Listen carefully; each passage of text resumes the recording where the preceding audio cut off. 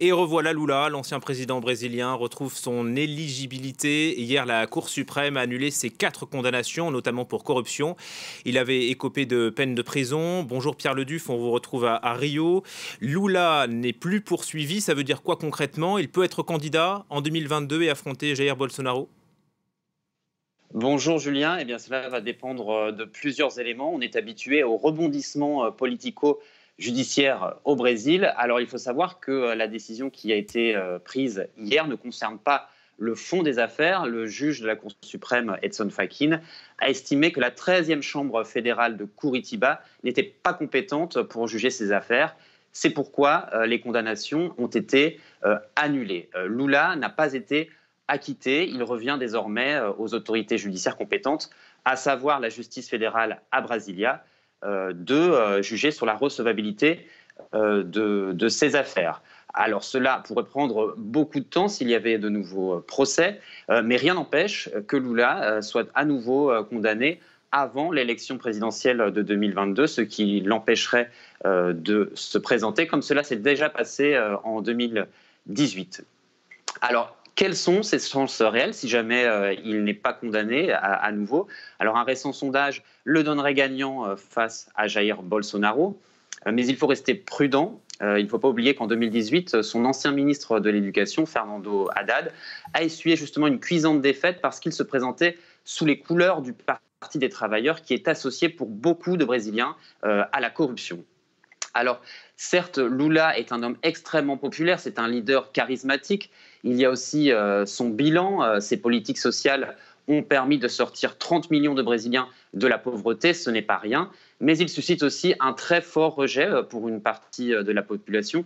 Je pense que ses chances vont surtout dépendre de comment évolue la popularité de Jair Bolsonaro, parce qu'elle se maintient tout de même à des niveaux raisonnables, malgré une gestion catastrophique de la pandémie.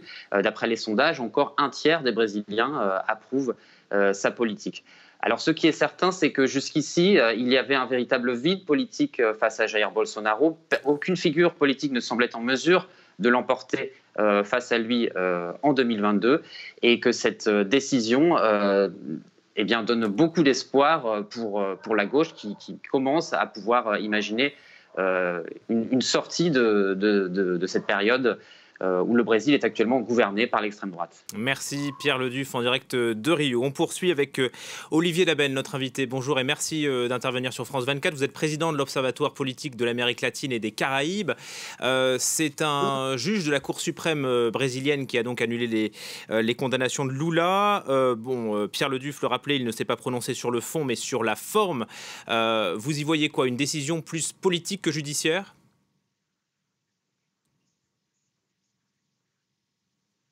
C'est une décision judiciaire, mais qui a naturellement un impact politique absolument énorme au Brésil.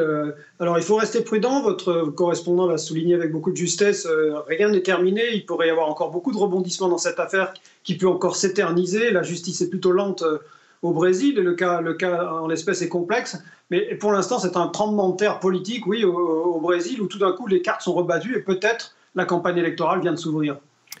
Il n'y a pas de doute sur les intentions de Lula. À 75 ans, il va revenir dans l'arène politique?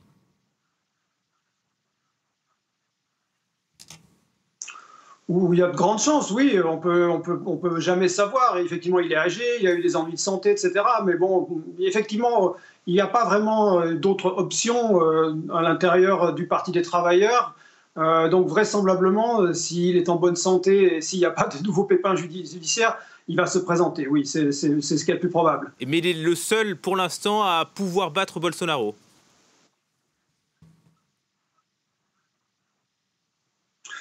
Ça, c'est très tôt pour le dire. Bolsonaro, il a, disons, un capital de soutien aux alentours de 25% de l'électorat qui sera fidèle jusqu'au bout, quoi qu'il arrive. Et il s'en est passé des choses au Brésil ces derniers temps qui pourraient motiver un brusque revirement de son électorat. Mais ce n'est pas du tout ce qu'on observe. Il a une base qui est assez fidèle, un peu comme Trump, finalement, aux États-Unis.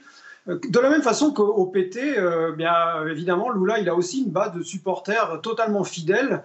Mais ça ne va pas dépasser 25 à 30% pour lui non plus. Donc il y a encore beaucoup de marge et la campagne, elle sera longue. Évidemment, Je pense que Jair Bolsonaro est très content que Lula puisse se présenter parce qu'il va dérouler les arguments de campagne qu'il a déjà déroulés concernant la corruption en particulier et les accusations d'extrémisme de gauche, etc. Parallèlement, la gauche non pétée était en train de s'organiser. On voyait se dessiner de possibles alliances au centre, etc. Tout ça est rebattu. Donc, bon, il est vraisemblable qu'on s'achemine vers un duel de titans entre Bolsonaro et Lula. Vous parliez donc du PT, le Parti des travailleurs de Lula, cette formation de gauche qui est affaiblie aujourd'hui. Elle est associée à la corruption, à la crise économique aussi. Oui, très affaibli, on l'a vu à l'occasion des élections intermédiaires.